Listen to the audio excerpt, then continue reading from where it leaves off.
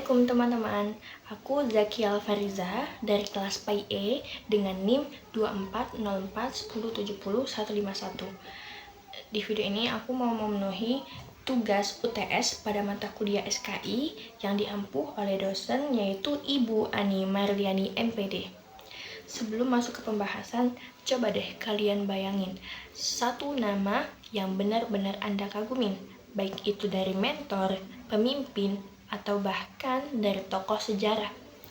Dan kenapa kalian mengagumi orang tersebut? Apakah dari perbuatannya atau dari kata-katanya yang keren?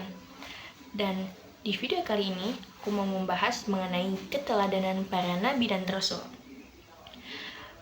Apa itu keteladanan? Keteladanan berasal dari kata teladan yang berarti sesuatu yang dapat dicontoh atau sesuatu yang dapat kita ikuti karena di dalamnya mengandung kebaikan, mengandung nilai-nilai kebaikan. Keteladanan adalah keseimbangan antara kata-kata, nasihat atau perintah dengan perbuatan, tindakan yang nyata di dalam kehidupan sehari-hari. Bisa kita ambil contoh keteladanan dari para nabi dan rasul ulul azmi yang ada 5, yaitu Nabi Nuh alaihissalam, Nabi Ibrahim alaihissalam, Nabi Musa alaihissalam, Nabi Isa alaihissalam, dan juga Nabi Muhammad SAW.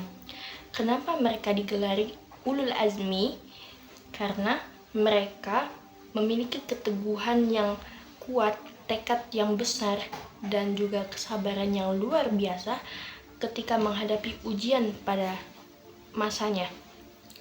Dan mereka juga memiliki mukjizat yang luar biasa.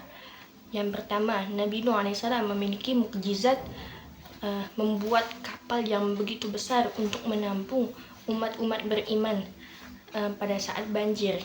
Yang kedua, Nabi Ibrahim alaihissalam diberikan mukjizat oleh Allah Subhanahu wa taala tidak hangus terbakar saat Raja Namrud mau membakar Nabi Ibrahim alaihissalam. Dan yang ketiga, Nabi Musa alaihissalam diberikan mukjizat oleh Allah berupa tongkatnya bisa berubah menjadi ular dan membelah lautan merah. Yang keempat, Nabi Isa alaihissalam. Nabi Isa diberikan mukjizat oleh Allah Subhanahu wa taala berupa bisa menyembuhkan orang buta dan juga bisa menyembuhkan orang berbagai penyakit lainnya, serta bisa berbicara saat masih bayi dan juga bisa menghidupkan orang yang mati. Nabi Muhammad SAW diberikan mukjizat oleh Allah Subhanahu wa taala berupa peristiwa Isra wal Mi'raj, membelah bulan, dan juga mukjizatnya ada sampai saat ini dan menjadi pedoman bagi kehidupan kita, yaitu Al-Quran. Kelima, para nabi ulul azmi dan nabi-nabi yang lain memiliki sifat wajib yang ada pada diri mereka, yaitu ada 4 sifat wajib yang ada pada nabi dan rasul. Yang pertama, sidik, yaitu jujur. Yang kedua, amanah, dapat dipercaya. Yang ketiga, tabligh, menyampaikan. Yang keempat, fatonah, cerdas. Dan juga ada sifat mustahil yang tidak mungkin ada pada diri nabi dan rasul. Yang pertama, kizib, yaitu bohong. Yang kedua, khianat, tidak dapat dipercaya. Yang ketiga, kitman, tidak menyampaikan. Dan yang keempat, baladah atau bodoh. Selanjutnya kita akan membahas mengenai keteladanan Nabi Muhammad SAW di dunia pendidikan. Nabi Muhammad SAW di dalam dunia pendidikan menggunakan metode keteladanan juga yang kita bahas sebelumnya.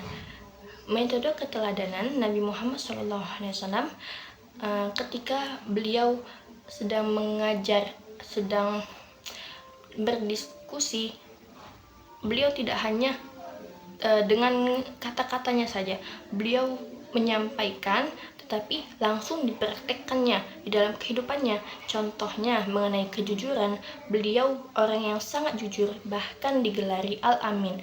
Yang selanjutnya, jika mengenai kesabaran, beliau juga langsung mempraktekannya.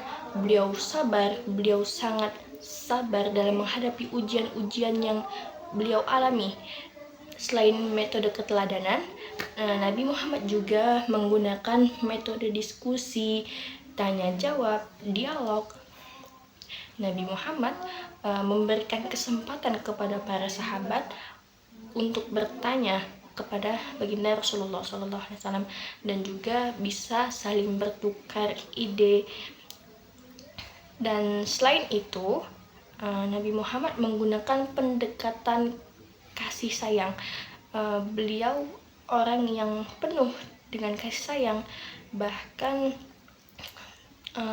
hal itu masih sangat relevan pada pendidikan di zaman saat ini, sehingga kita bisa mengambil contoh dari keteladanan sosok Nabi Muhammad SAW. Di dalam Al-Quran ada istilah uswatun hasanah, yaitu suri tauladan yang baik, seperti yang diterangkan oleh Al-Quran di dalam Quran surah Al-Ahzab ayat 21. Laqad kana lakum fi Rasulillahi uswatun hasanah. Di dalam diri Nabi Muhammad SAW ada suri tauladan yang baik. Cukup sekian yang dapat saya sampaikan. Mohon maaf jika masih banyak kekurangan di dalamnya. Wassalamualaikum warahmatullahi wabarakatuh.